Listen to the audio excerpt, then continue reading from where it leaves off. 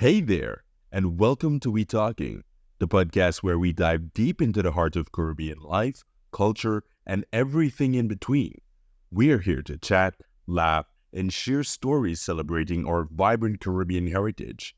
So grab a cool drink, sit back, and join the conversation as we bring the warmth and rhythm of the islands straight to your ears. This is WeTalking, where every episode is a Caribbean vibe and a step towards unity and inclusion. Let's get talking, boys. So good afternoon, everyone. It's your friendly neighborhood Trinidadian once again. Welcome back to another episode of WeTalking, the podcast where we dive deep into the heart of the Caribbean life, culture, and everything in between. I'm Makesi, and today we're joined by Isaiah Alexander, who's a social worker, Khaleem Ali, a lawyer, Kevin Liverpool, who's all over the place, and Stuart. Hi, everybody. Who is a representative of the Canadian High Commission here in Trinidad and Tobago. Right, so you want to just tell us a little bit about yourselves? Just quickly, nothing long. Isaiah, I'm going to start with you, and then you can flick it to anybody. Oh, so as Makesi would have mentioned, my name is Isaiah. I am a social worker and I'm also a program coordinator at the Cotton Tree Foundation. I'm really passionate about mental health and creating safe spaces for persons to go to have an outlet to basically deal with their emotions and issues oriented around mental health. Okay, you flicking it too. Thanks. So I'm Kevin Liverpool. I have worked in the space of youth development for many years. I'm really interested in helping young men and boys experience their best lives.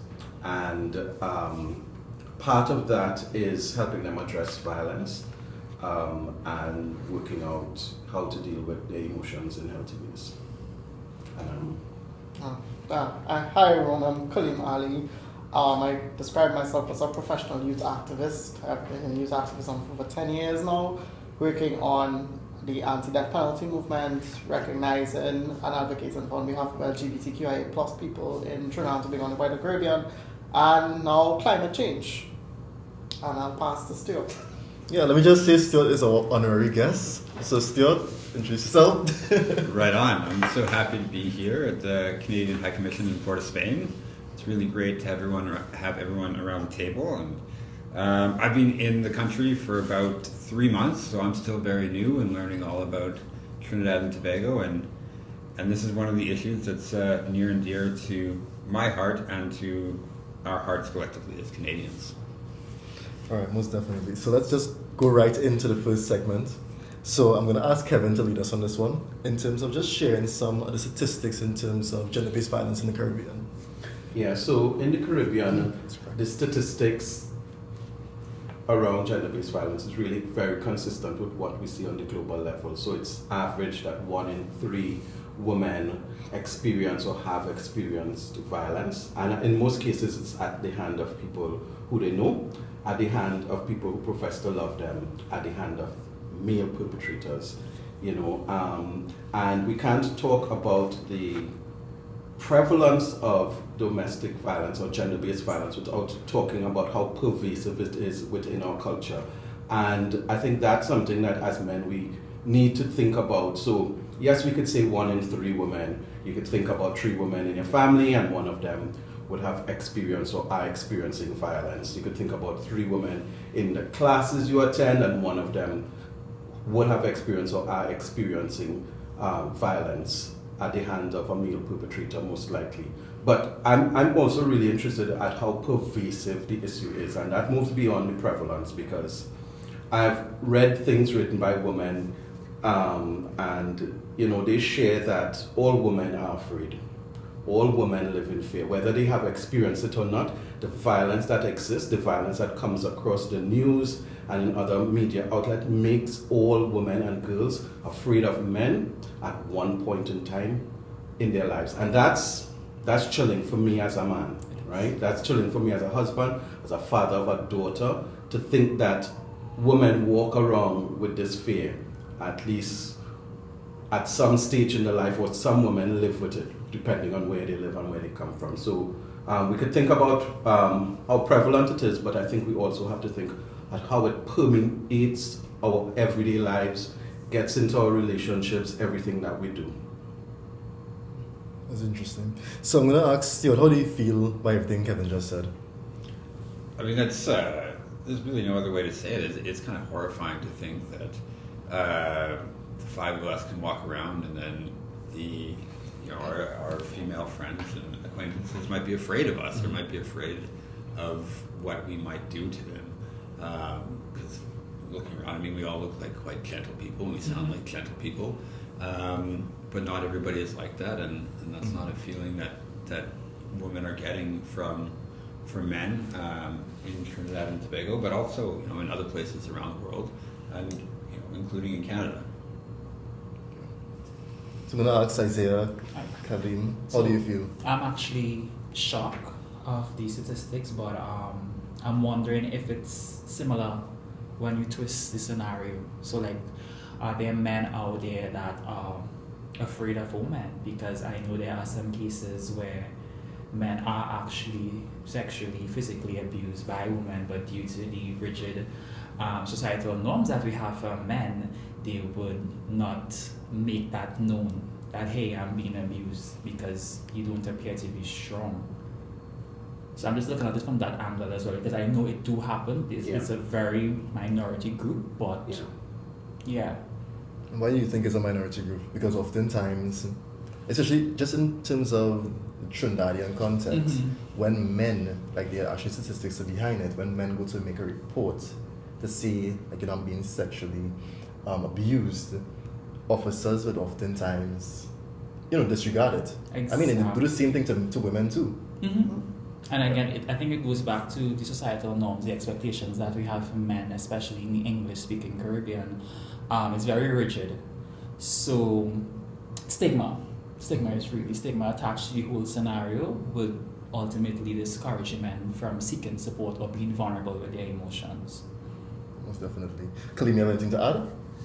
I mean, I would say I think the statistic is glaring, but sometimes I even wonder if the statistic is accurate, in the sense that I still don't think that really reflects how severe the situation actually is, because so many people are still trapped in those situations, still unable to advocate for themselves, still unable to report. And then when we're collecting this type of data, many of them are excluded from that data collection process because of different factors like geographical location, class, rural, urban divide, whatever the case may be. So, I mean, I think it's a harrowing statistic, but I also don't think it reflects the true reality. I think if we peel back and really look at the situation, we'd find that it's much worse.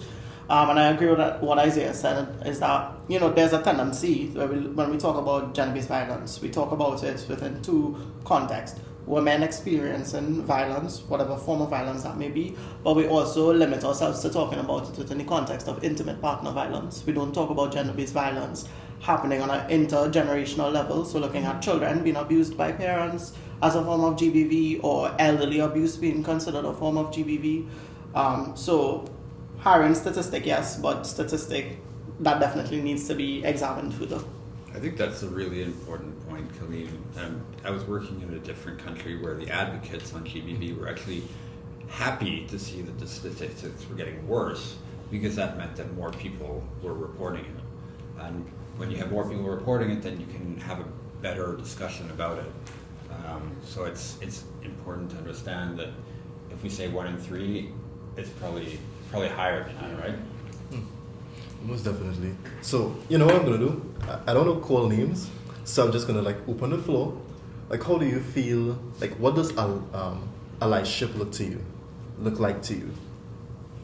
Anybody get started first. Just grab the proverbial stick and then, as I say, flick it to somebody when you finish. Yeah, I think it's something very personal.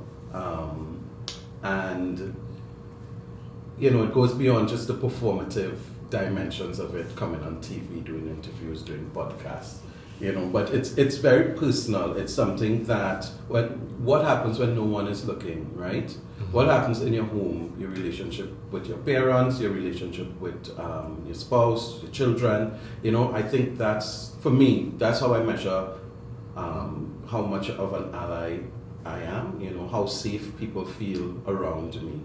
not necessarily the metrics, what you see on LinkedIn or on Facebook or on a newspaper article, but those personal dimensions, those private spaces where, public may not see.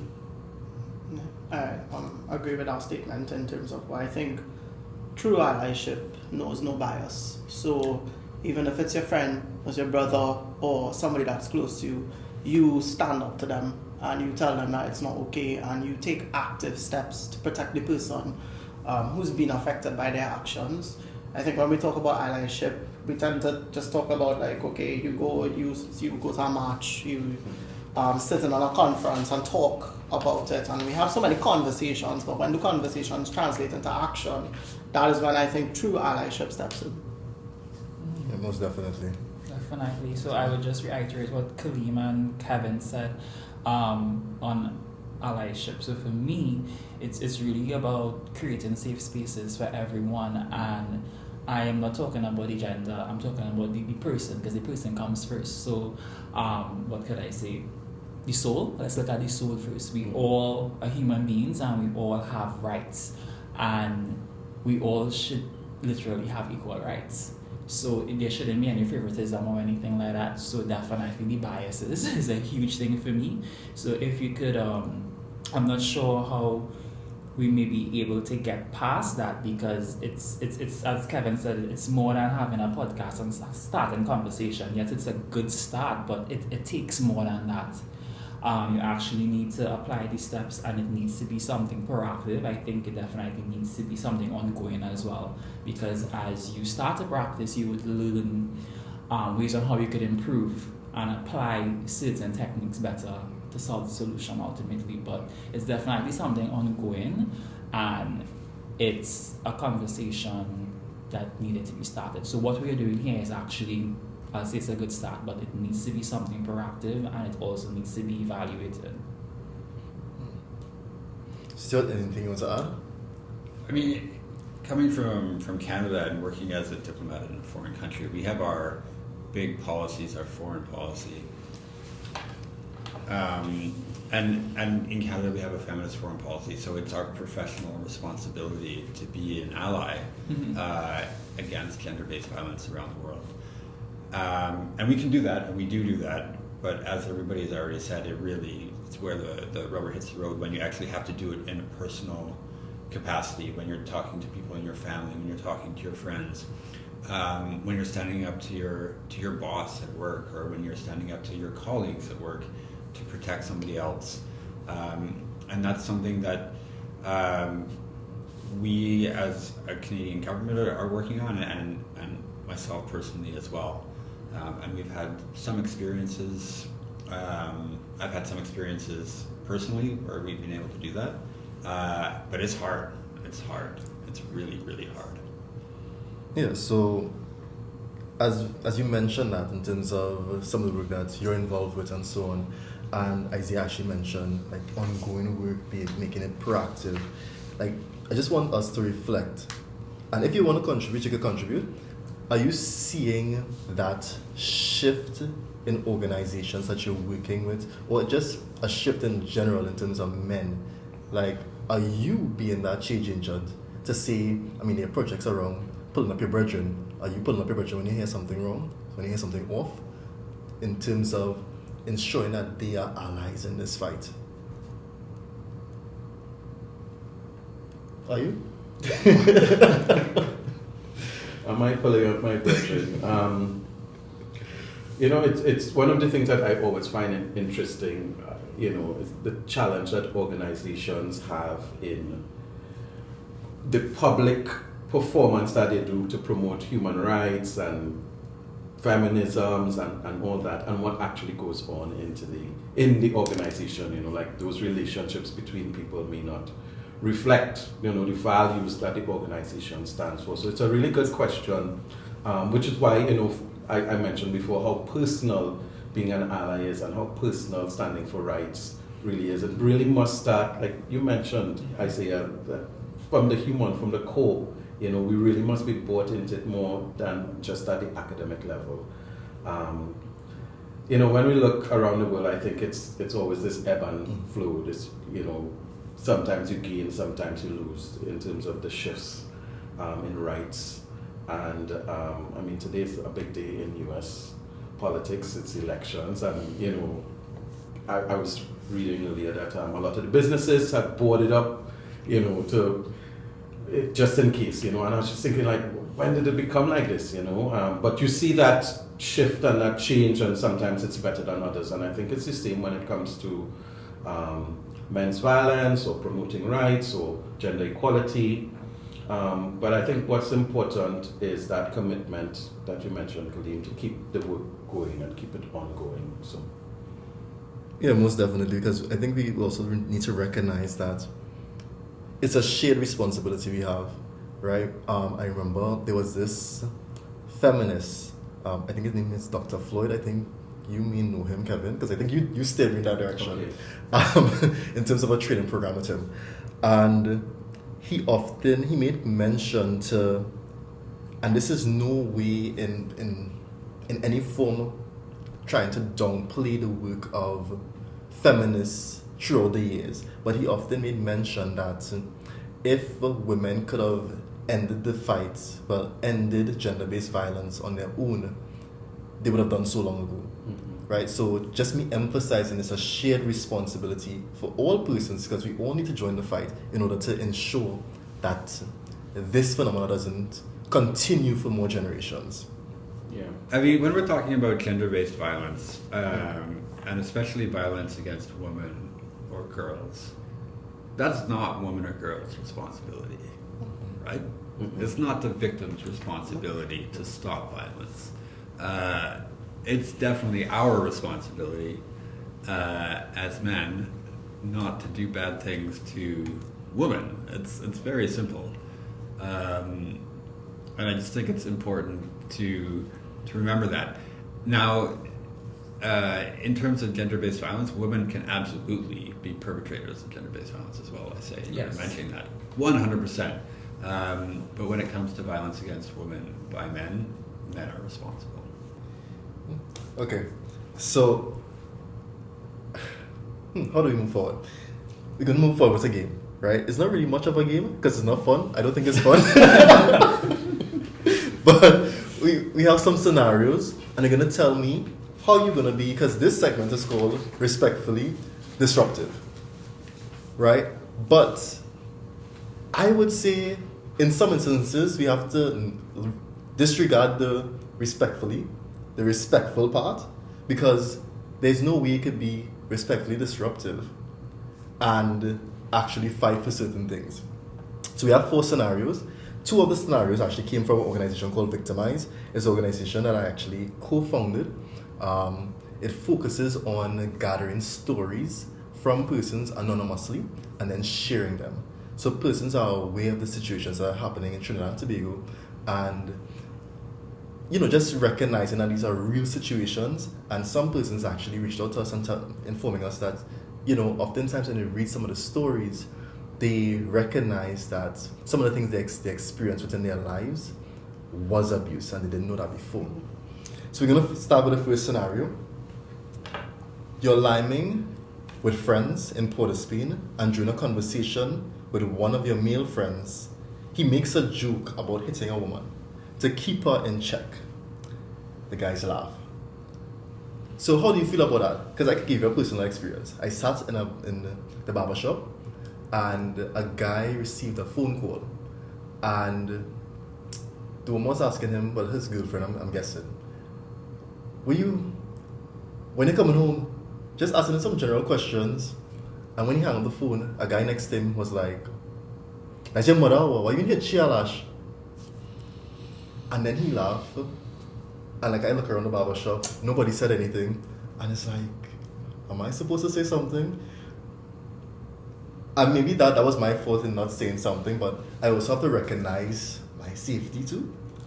But how do you feel about a situation like that? Would you have been respectfully disruptive? What would you have done? The sad thing about this scenario is that it's not a joke, right? Some men really believe that it's important in relationships to hit your woman from time to time to keep her in line. I remember when I was a teenager, I was actually with a group, and the older men were having a conversation. I was part of the conversation too.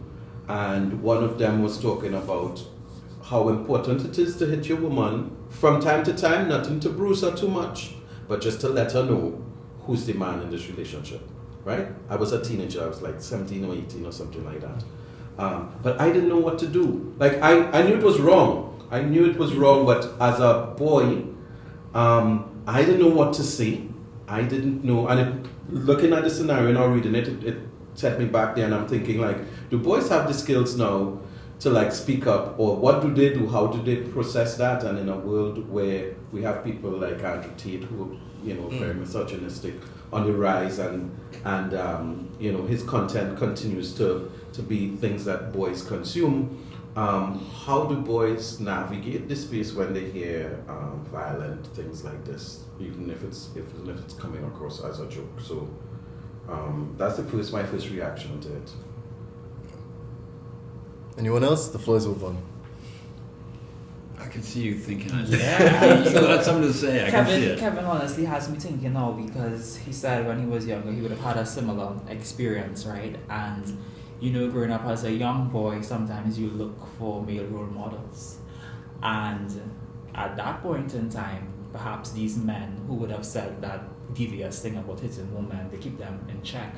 Perhaps then it could have seemed powerful to you, and you could have decided to go down that road. Mm-hmm. But I'm wondering what made you make a different decision. I think like what the theory says, right? What the theory says on behavior is that we make decisions based on what people who are important in our lives think, right? So, and I think they weren't really an important group. It was fairly a new group to me. I was kind of testing it out. My mother had always told me, don't go lying with those guys. And but I was older now, 17, 18, so I had a kind of agency to decide who I lie with and where I lie. So I went, and so they weren't that important. But you're right. Had this been my group coming up, Toxic masculinity. it would have fed what I think, as it did the guys who were there. You know, so I think that's because it was a new group to me. I think that was a mediating factor as well. Understood. I think for me, looking at this situation, it also raises an important point when we think about the culture of violence in the Caribbean, is that, or just the culture of violence generally, is that someone can both abuse and love you at the same time. And so abuse and love become intertwined with one another, and it makes it more acceptable on some level. And it starts from small. It starts from boys hitting girls and parents telling their children, oh, it's because he like you, he's doing that. It translates into your youth, where your parent beats you to disciplines you and then tells you they love you and they're doing it because they love you. And then it translates into adult relationships where violence then becomes almost synonymous with love. And it is, I think that is part of the conversation that we need to have when we talk about violence, is we need to talk about how violence has been weaponized, but also softened by the use of love to gloss over it, to make it okay. And so as long as we keep doing that, it's going to keep reoccurring, because what we're teaching people and the next generation that comes up is, I can love you, I can abuse you, I abuse you, but it doesn't change the fact that I love you. And as long as that happens, it's a cycle that's bound to repeat itself. I agree. I'm just going to add, I remember watching a video on Instagram a few years ago. There was a girl, very young, could be 18, 19, and she was expressing that, you know, my boyfriend must really love me because he beats me, right? And he's risking his freedom, because in her head, when her boyfriend beats her, he's risking his freedom in terms of he could end up in jail. And she's seen that as love, because you're risking your freedom to beat me, to keep me, you know, in line, yours, and so on. And it's just, it's crazy that people think like that because, as you mentioned, it's like a cycle that we kind of need to, we need to break, you know? As Makesi would have said, you know, with your situation in the barbershop, you have to also consider your safety. Yeah. Because what if you interject and be like, you know, no, that's wrong?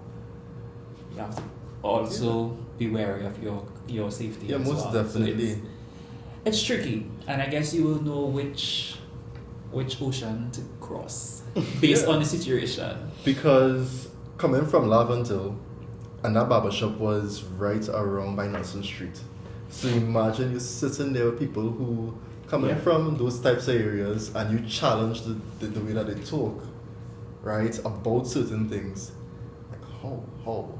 Because then you're going to look at like, okay, you're not their definition of a man because you're not aligning with their morals or values.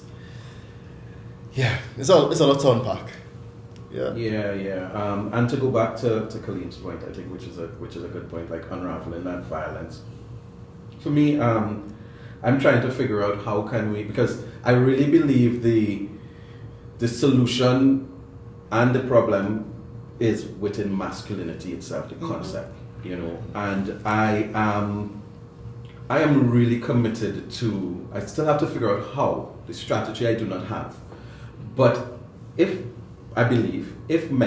we can give up on that concept of masculinity, I think we'll have a much brighter future.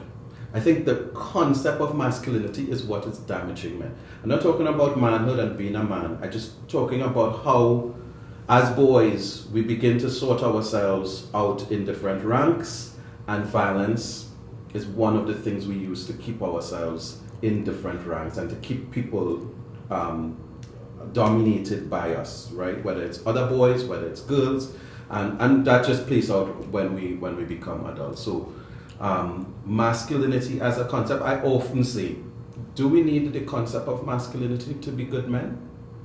You know, that's like my question. Do we need a concept of masculinity? Because in most times when we look at what is the prevailing ideas of masculinity, it's always a risk taker, irresponsible, violent person that's glorified as the real man. Yeah? So why is it like that? Or how did it come to be that? I'm thinking about colonial history, for one. It has a lot to do with it. I think it probably goes deeper than that because it's way deeper than that. Yeah, it's way deeper than that. But would you be disruptive in that situation? Because again, we have so many factors to think about before we action certain things. You know, oftentimes Renako, you'll know Renako. Renako is the founder of WeTalking by CEO. And he often indicates that, I just lost my train of thought. It's crazy. These types of conversations are a privileged conversation because the average man on the street, they're not having these type of conversations. They're not thinking about it. They're just doing what they have to do. You know. So let's go to scenario 2. While at a family gathering in Tobago, an elderly male from your family makes a comment saying that if women stay out late, they are asking for trouble. The room goes quiet, but no one challenges that statement. I could say, I remember a time I was traveling from UWI and I saw a woman in some very revealing clothing. I was like, why is she wearing that? She's looking for attention. But then I had to think to myself, like I reflected and I'm like, she could be wearing that outfit for herself. And it is not I shouldn't be the one questioning it. I shouldn't be the one to say, okay, because you're wearing something that revealing, it brings more attention to you for something to happen to you, right? Because men wear whatever they want. And, I mean, majority of the times they aren't stigmatized or raped because of it, right? So why, for me as a man, that was the first thought to come in my head. Like, why is she wearing that? She don't know the type of attention she's going to bring to herself. And I think oftentimes we need to bring ourselves back and really reflect on some of the mindset and thinkings that we have. Like, how do you feel about that? I mean, I think it's a mindset too that you need to break down. We have a culture of victim blaming, full stop. Particularly when it comes to crimes perpetrated against women and girls, we always blame the woman or the girl and we never blame the man. Rape is not because a woman is asking for it. Rape could be avoided if men simply do not rape. Full stop. It's as simple as that. It is men thinking that they are entitled to a woman's sexuality and a woman's body and likening being what they call revealing to being an open invitation to anybody. That's not the case. That suggests that women should be conservative all the time except for when they're with a man. And then that says that men technically own or have dominion over a woman's sexuality. That is, there's so many things wrong with these types of statements, and we have to understand that men aren't the only ones who say this. I've heard many older women made conversations like this about like, oh, look at the way she's dressed, she looking for trouble, yada yada yada. The mindset makes no sense because there are women who are fully clothed, who are conservatively dressed, who are also raped. The common denominator would be the man. And so men are the problem that needs to be addressed. Men need to be the ones who are taught not to rape. There needs to be systems of accountability. There needs to be proper reforms in the justice system to actually put fear into people if they commit crimes like that, that there are severe repercussions for it. We need to redirect blaming the victim because that's where we get stuck. Even in gender-based violence, we get stuck on this person is a victim, this person they've been abused and they're stained by the fact that they are a victim. We don't look at the perpetrator beyond locking them up and throwing away the key. We don't look at the perpetrator until what has happened. We don't consider, okay, what can we do before to prevent this from happening in the first place? And then even when we talk about breaking the cycle of gender-based violence, we stop at the person being a victim and we never focus on putting that person back into being a survivor and moving forward from it. Yet, we will continue to blame women for everything, when in reality, men are the ones perpetrating the crimes. Men are the ones who have no sense of control or no sense of, controlling their impulses, whatever the case may be. And men don't hold other men accountable. So, parroting statements like this really is just continuing to make an excuse for a culture of violence and putting it on the victim. And that in and of itself prevents people from reporting crimes.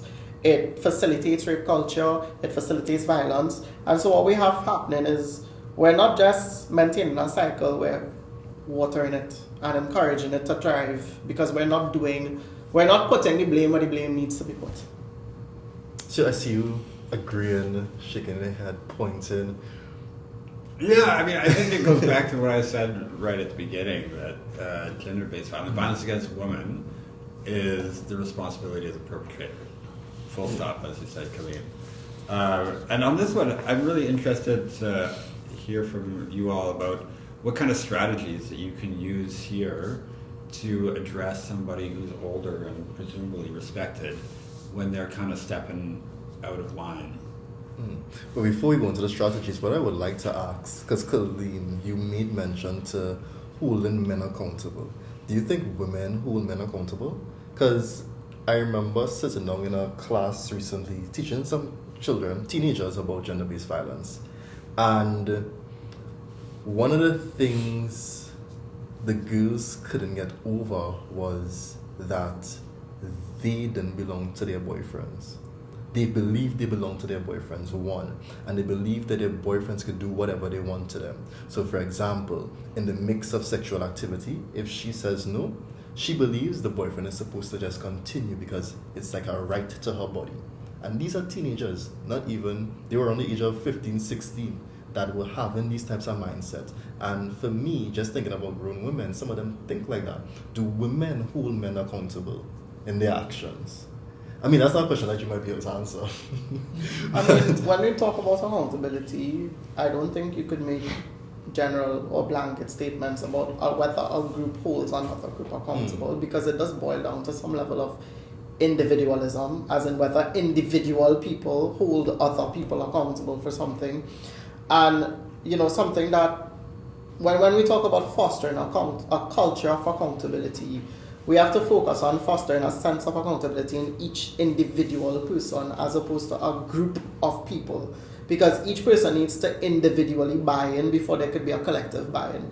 So you may have circumstances where in one community, women hold men accountable and in another they don't. In fostering a culture of accountability, you then need to look at those two groups separately and distinctly and look at the individuals. And that's why, when we talk about gender-based violence or we talk about rape or any of those crimes perpetrated against women, we tend to limit ourselves to quantitative data and we don't zero in or focus on qualitative data where we look at individual people, individual choices and how that feeds into promoting or maintaining a culture of violence. So, to bring it back to your question, I genuinely can't say whether or not women generally hold men accountable, but perhaps if we have more qualitative data and we have more qualitative studies being done, we could then understand why perhaps some women hold men accountable and others don't, and then figure out the gaps that we need to plug to foster a culture of accountability amongst all women. So going back to Stuart's question in terms of strategies, is it that your strategy would be research and sensitization of the public in terms of these matters? I think realistically, any strategy has to start from one, it needs to be informed by some form of data. Yes, we all know what the reality of the situation is on a global level or regional level, but we need to zero in and have a lot of the data that we use is outdated data as well. So, and it either also does not reflect the times, because, when we talk about violence against women now, how much of that data collection that we've taken place considers cybercrime or using electronic devices as a means to engage in gender-based violence or technological violence, right? So I think you have to start one from research. Two, from research, you then need to develop a policy. Policy could then inform legislation, but policy must also go the route of being infused into the two primary agents of socialization, the family. So working on a community level with families to foster a culture of accountability, and then within the school system, using schools to teach boys and teach men and even girls and young women about violence from the earliest age possible. Don't wait until people reach into tertiary education to then start teaching them about gender-based violence. That's counterproductive. Teach them from the earliest age level. So then when you have a legal framework in place through the law and you have policy being infused and people being socialized into it, it's much easier to have a culture of accountability because people grow up with the understanding that this is wrong and if I see it, I need to do something about it. As opposed to growing up in a family situation where you see it or you hear about it, nothing is done about it, it's just hush hush. But then when you get into school, somebody is then trying to unstitch what has been, put into your brain from young about violence, and then that makes you say, oh wait, maybe when I was younger this was in fact violence. If we start from a young age and we take that type of approach, I think maybe then we could see some headway towards solving the issue, not immediately, but definitely chipping away at the issue. Definitely.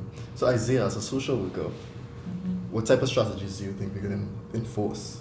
I think because Khaleem identified a lot of the same strategies that I would use, so definitely the integration of social awareness, especially from a very young age, because what tends to happen within the families, sometimes we tend to carry on toxic traits. So for example, I know of kids who would have been molested within families and they would keep it a secret because, hey, this is going to bring shame or disgrace to the family. But if you're aware of these things via school or via a program from a very young age, somewhere in your brain you'll be like, hey, this is wrong. So my cousin wasn't supposed to do this, or my uncle wasn't supposed to do this. So social awareness, the integration of social awareness of these issues from a very young age, I think it would be the right way. It's basically like social reprogramming. I think that is the first step I will take. Yeah, one of the promising interventions that I've seen is through faith-based organizations. So equipping faith leaders with the skills to be able to work with their congregation, of whom these older people would be members, to have a balanced message that begins to promote equality. Sometimes messages that come across within faith communities can, and I will say unconsciously, because I want to be nice, can unconsciously promote inequality within families, given the view that the man has an elevated role within the home and the woman and the girls must be submissive to authority, to his authority. So working with faith leaders, and I know that the University of the West Indies had a project, Makesi, you were part of that as well, where they did some gender sensitization training with a group of faith leaders. And the initial reports from that were that the messages were crafted in such a way to promote equality and to, not send any messages that could be misconstrued. I remember one of the women who attended that session was sharing that someone from her church once shared an experience where her husband was kicking her on the floor, and while he was kicking her was saying something like, and I'm the head of the home, and I'm the man, I'm the head of the home, to repeat some messages that often come within faith communities. So I think faith leaders have a role to play, and people who work within civil society should be very open to working with the faith community. Sometimes it's seen as two separate worlds, but if we are able to show that there is a lot of impact and good that we could do working together, I think we would go a long way in changing some of these prevailing attitudes. Most definitely. All right, so we're going to talk about one more submission. So this submission is from Victimize. I actually know the person who submitted this. I did mention that it's anonymous, but some persons may reach out and reveal their identity. So this submission was actually from a close friend. So for years, I endured repeated abuse at the hands of a family friend. I questioned myself, wondering if I had somehow done something to deserve it. The shame and confusion were overwhelming. Eventually, I found courage to confide within my mother. The mother was then in disbelief. She didn't believe the daughter, and eventually still allowed that family friend to visit the household. This person, as I mentioned before, is a friend of mine, and her father wasn't present because her father had died a few years ago. But again, she didn't have that support from her mother, nor that she didn't have that male influence to maybe assist her, because her father was very supportive in whatever she did. What are your thoughts about that? How would you be disruptive, or respectfully disruptive?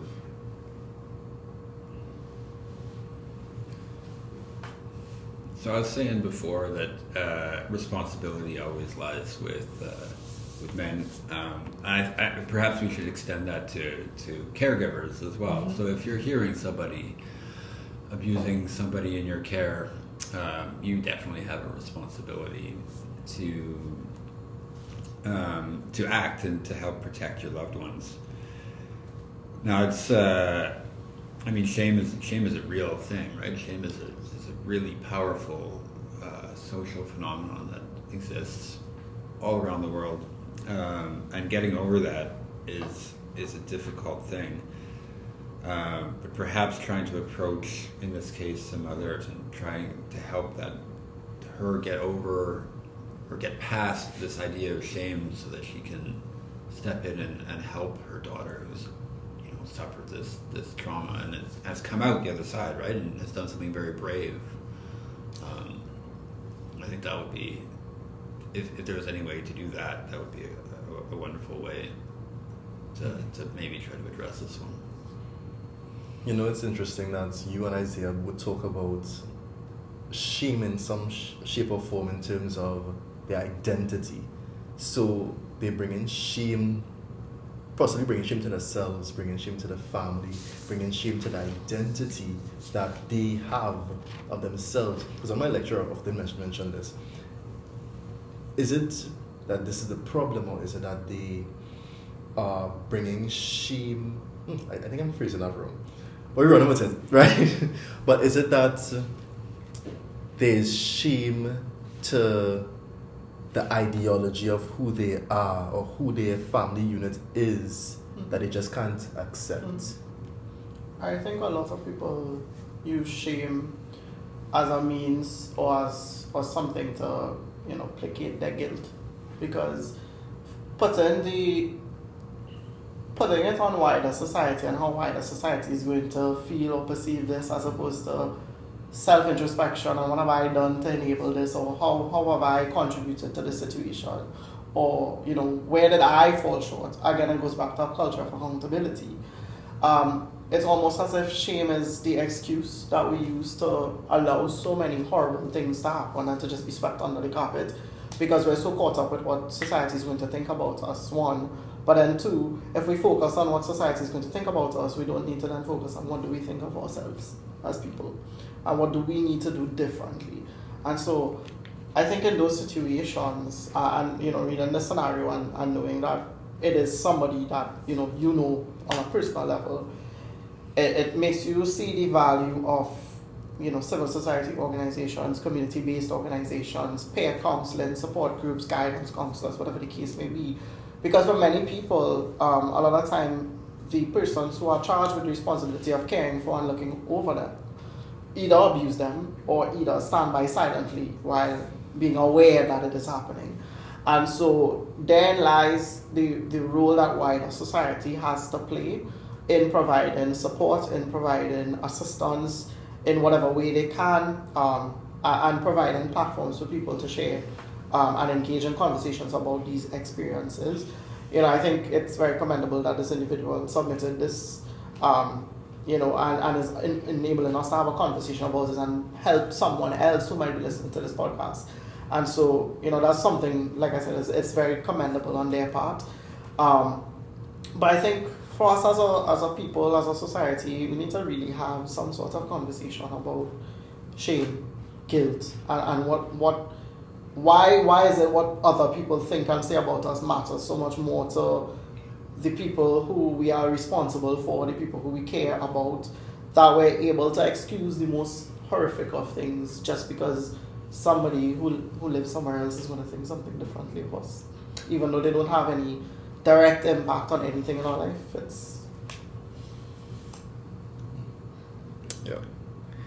What I appreciate about the scenario too is that I can't tell if it was sent in by a young man or a young woman, a girl or a boy, because this could really happen to anyone. And it really also debunks that myth that rape and sexual violence happens by some deranged madman hiding in the bushes, but really it's often perpetrated by people very close to us, family members, family friends, right? But yeah, shame is that common thing that you were talking about, and it really keeps people quiet.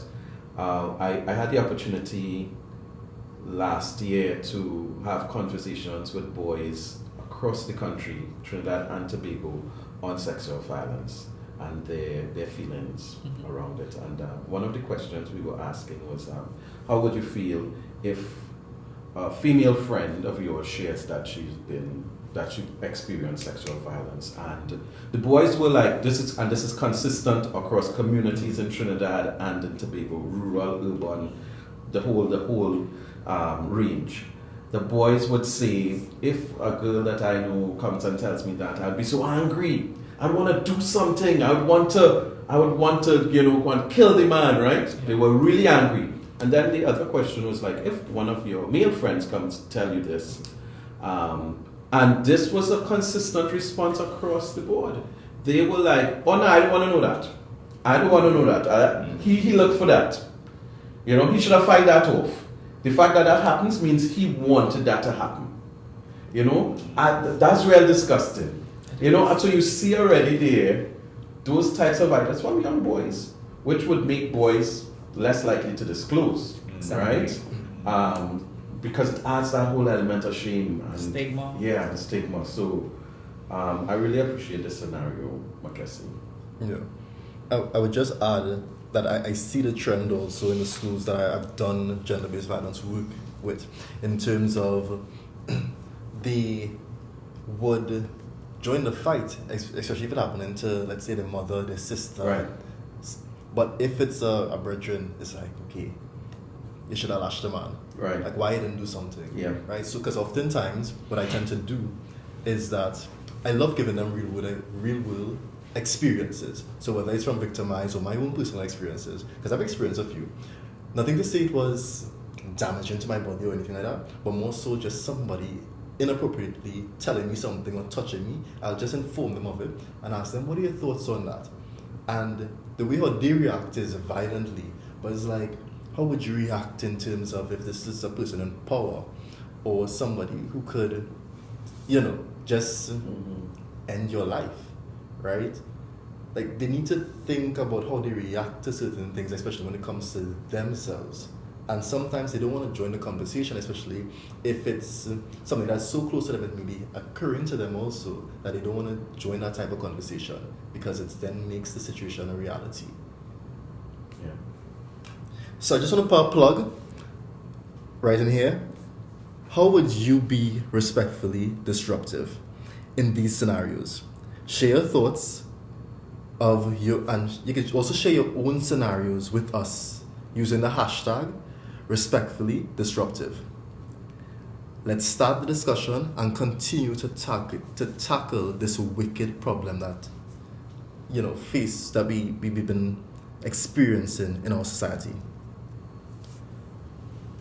So we've already kind of discussed some of the ways men and boys can support the fight against gender-based violence. Do you think there's anything else any of you want to add in terms of just joining that fight, being allies?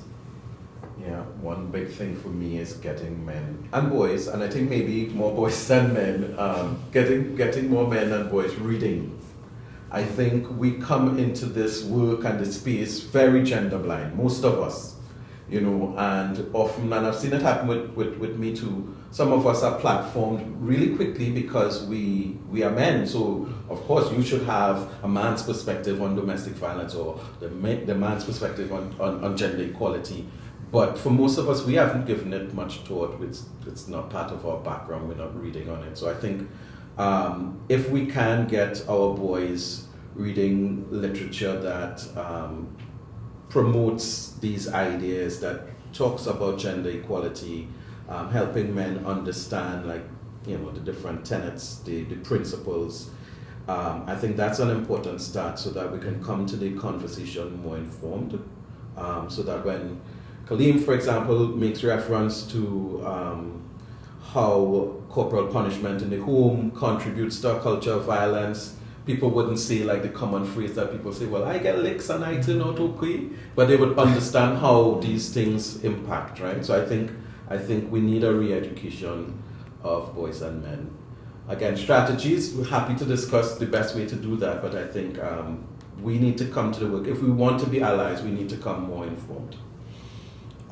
I think so many of our issues that fall within the realm of gender could be not resolved, but could be worked on with some great stride if we take that step of having sexual and reproductive health education in schools from a young age and exposing boys and girls to these types of conversations and discussing gender and looking at how gender intersects with different aspects of their everyday life. And in discussing that in a safe space environment like a school where you're encouraged to learn, debate, have some sort of conversation, working toward consensus or just, undoing that ingrained thinking that children grew up with. And, we need to take that step and we need to stop looking at discussing things like sex or violence or any of those things as taboo and understand that these are the realities. Whether or not we could dress it up how nicely we want to dress it up, we could turn a blind eye to it. It will continue to exist and it will continue to worsen the more we just, dance around it. So I think, that in that saying, take front before front take you. Yeah. There's a time now for us to really reevaluate the education system because that is one of the areas where every child at some point has some level of interaction. So if we are meant to have a wide reach using the education system. And when I say using the education system, I don't mean creating a manual and dumping it on a teacher and having the teacher do it. No. Getting people who are qualified, developing a program with consultation from stakeholders, from parents, from communities, from faith-based organizations, and creating something that can help and introducing that and having qualified people actually administer it to children.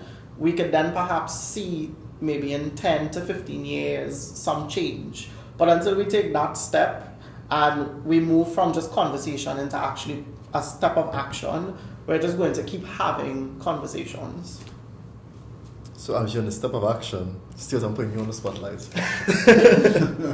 So tell us about some of the initiatives that the Canadian High Commission has been doing in terms of the fight against gender-based violence. So one of the things that we're most proud of is we've been working with the Bureau of Gender and Child Affairs on what's called the Women, Peace and Security program and plan for Trinidad and Tobago. And Women, Peace and Security, what people often think about that is, oh, there's a conflict, there's a war somewhere, and you have to find ways to protect women and children in a situation where there's a war. But that's not necessarily the case. I mean, in Canada, we've had a national plan. I think we're on our third iteration now, so it's about how to protect or how to treat women fairly and equally and protect their safety in all sorts of different scenarios. And in Canada, that's something where we've had major issues with Indigenous women, murdered and disappeared women, and that's something that we're working on there. And so our view and our way to approach this, or help Trinidad and Tobago approach this, is consider how to address some of the challenges surrounding violence in Trinidad from this perspective, and kind of how to take a kind of a big picture view on this. Now, I mean, you know, we're a foreign office in a different country, so we're really trying to find ways and better understand how we can help local organizations and local government do this type of things. And so that was one of the ways that we could do it. Of course, working with WeTalking boys and Makesi and everybody here today, that's another small step that we can do to open conversations. But what we never want to do is come down here and preach and say, like, here's what we do in Canada, here's how you should do it here. We're just not going to do that. That's not the way that Canada works. We want to hear from our partners in Trinidad and Tobago. So in my first couple of months, I've been meeting some really, really interesting and impressive women. Terry Ince from the CEDA Committee of Trinidad and Tobago, she was great. Jewel Green-George from CWLTT, and they've been kind of explaining different ways that we can support. So I'm hoping to be able to take that type of stuff to inform the work we're doing here. And then we're coming up on 16 days of activism. I think we're talking about that later. Yes, we are. Okay, I'll save that part for later. But those are some of the things that we're doing in short.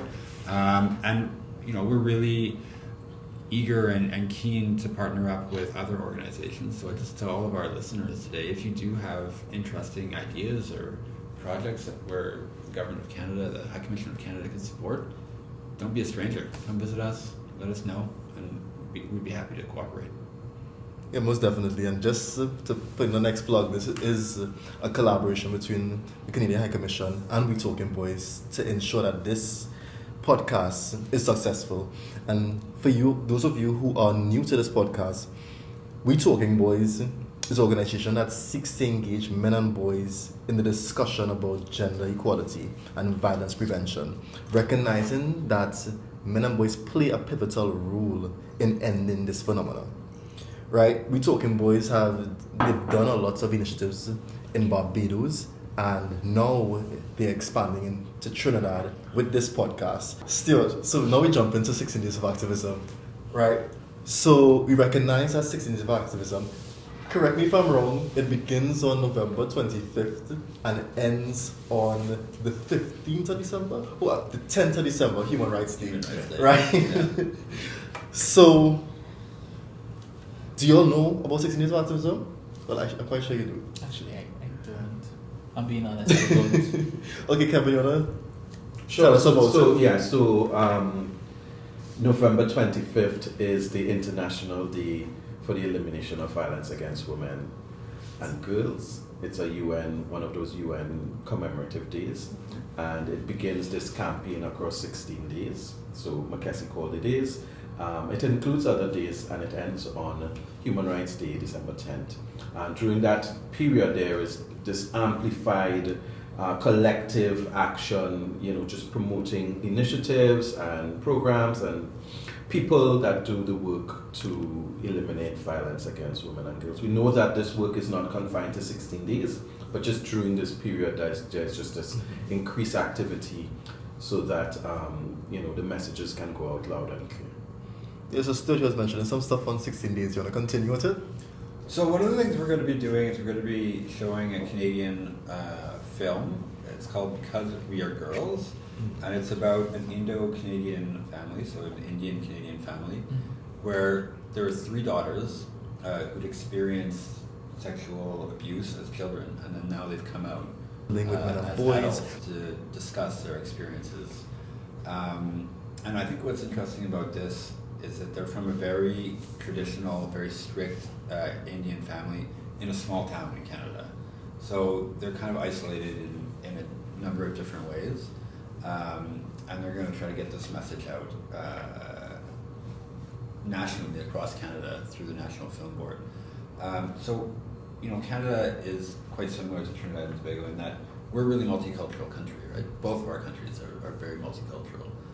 So we're hoping to be able to share some of the communities that we have in common. Both Trinidad and Tobago and Canada have really big Indian communities, and we're hoping that this will strike a note and maybe share some messages that we can use in a positive way throughout our 16 days campaign.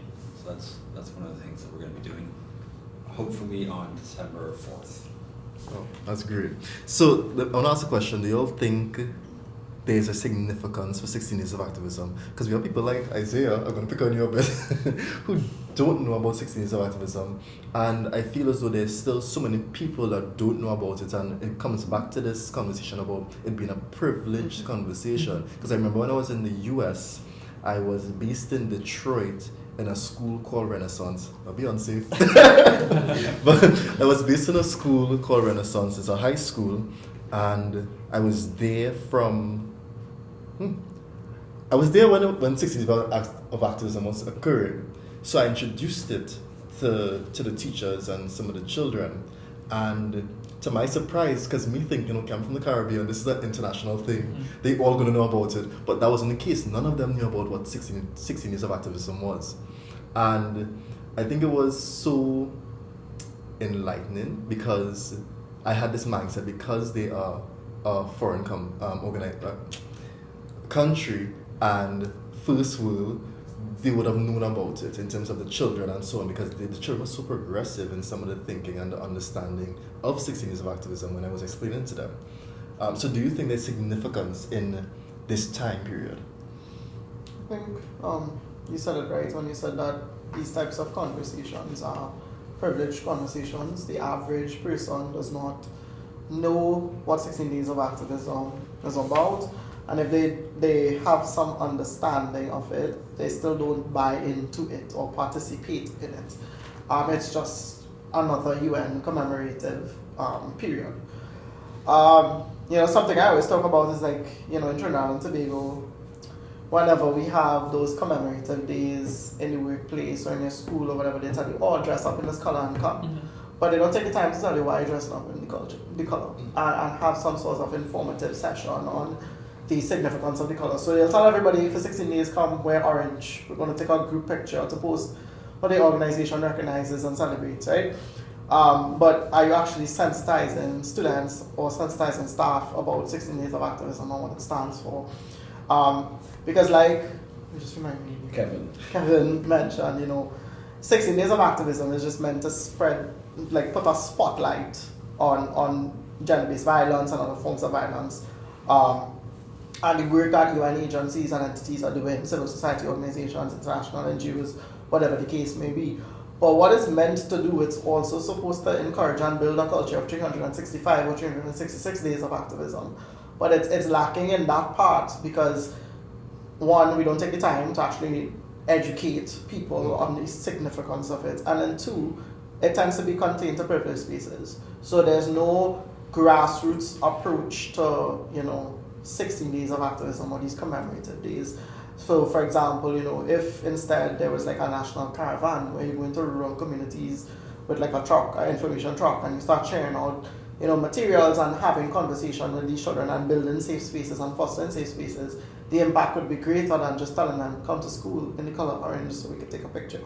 But yeah, that's my take on it. Okay. Anyone else want to share about how they think 16 Days of Activism is significant? I just gotta say, because you gotta come spend some time with us, man. Yeah, give me a top of the truck. Waving the flag. Bad in hand. I think he said it all. It is significant, but there is a manner in which you should deliver it for it to be proactive. So it needs to be more instrumental rather than just, okay, we are celebrating 16 days of activism, you post it on social media. Formative. It needs to be more proactive. It needs to be more educational based. And that way you definitely be able to see a greater impact, as Khaleem mentioned. Yeah, most definitely, Yeah. because I think oftentimes when something tragic occurs in our country, then we see all these organizations doing stuff, and the general thought of people is that, okay, they're just reacting. Where all these organizations come out from, but they don't understand that these organizations have been doing work throughout the year, and they haven't been seeing it because it's not getting the airplay or the recognition that they deserve for the impact, the work and impact that they're making. So I want to ask you all, in terms of a call for action, how would you invite the listeners to join this fight? It starts with a mindset. It's simple as that. So, like, for instance, all the knowledge you would have obtained from listening to the podcast, now you're aware of a social plight. How are you going to address that? So it's all about shifting your mindset, I would say. It all begins with a mindset. It begins with a conversation. So what we are doing here, I know it will definitely foster. It may not foster an extravagant impact, but it's we at least we start the race. It's going to start something. Everything begins with conversations, I would say. My call to action would be simple. For men particularly, pull up your brethren. If you see your friends doing something, saying something, or engaging in any kind of activity that they should not be engaging in, say something about it. Talk to them about it. You might be afraid to risk a friendship, but risking a friendship could be the difference between saving somebody's life or not, or making a difference in another person's life. So, yes, that statement, a threat to justice anywhere is a threat to justice everywhere. It applies to us too as individuals. Hold your friends accountable. Isaiah was talking earlier about if time and place, knowing the time and place, because you need to protect your own safety, and that is valid. But don't let that stop you from still doing something about it. You might be able to interject in the same moment, but there are other things that you could do to contribute to breaking the culture of violence. One of the first things that people told me about, giving feedback and stuff and talking to people here is, kick in private and praise in public. So, if you're thinking about it, and you don't have to call somebody out right there, right then, right? You can wait till the right time. You take them aside and you just say, come on in. That's not the way we got to do this. And that way they're not embarrassed, and you're not causing any conflict as well. Less chance of causing conflict. And I think that what Khaleem and Isaiah are saying, and I agree, is you just gotta, to use the worst cliches, be the change that you want to see, right? It's such a terrible cliche, but it's for a reason, man. I actually love it. It's one of my mantras. But it's, cliches are cliches for a reason. And it takes being brave, and it takes stepping up. And these are hard things to do. So, start small. Take it easy and build yourself some confidence and learn the best ways to do it. Talk to people like Isaiah and learn from Khaleem and learn from Kevin and don't learn from me. Learn from others. And take the right steps. Yeah. So for the men and the boys listening as well, I think it's important to always remember that we can't change the past. We cannot change the past. You know, what's done, what's happened, what we've done, you know. But we have the power to choose the type of men we become. You know, and we have the opportunity to look at our words, to think about how we behave and think, and really ask, you know, our actions, our words causing hurt to anybody else. And I think that's the first step, you know, taking a stock of your own self, putting your own house in order, and reaching out for help, because it's not always that clear to make a change, you know. So reaching out to help, you could reach out through this podcast, sending a message. Are there other NGOs within your communities? Reach out and ask, how can you get involved? How can you learn more about being non-violent? And making that start from there. Yeah. So, as a theme of this podcast is respectfully disruptive, my call for action would kind of look like just being comfortable with being uncomfortable, to have the conversations that need to occur when you see something that you don't agree with. And I'm taking that quote from Kevin because I remember when I started doing work in the gender field, that was one of the things he mentioned to me, just being comfortable with being uncomfortable. Right, so I definitely want to encourage all listeners to join the fight. Be a part of 16 Days of Activism, because it's a powerful opportunity where you could learn to raise awareness for the fight against gender-based violence. So, Kevin, you made mention to persons reaching out and finding out about the support in terms of different organizations that are doing the work. Do any of you want to mention an organization that is doing the work in terms of gender-based violence that persons can get in contact with? You could get in touch with the Silver Lining Foundation, you could get in touch with the Heroes Foundation, and they both provide support for persons who have faced or continue to face gender-based violence. Who can you contact? You can contact Feminite as well. They offer a lot of resources when it comes to gender-based violence, and they also act as a bridge, so they connect you with other CSOs that may be able to assist you. So gender-based violence, you guys, so Cotton Tree Foundation, we have a lot of mental health programs, and I think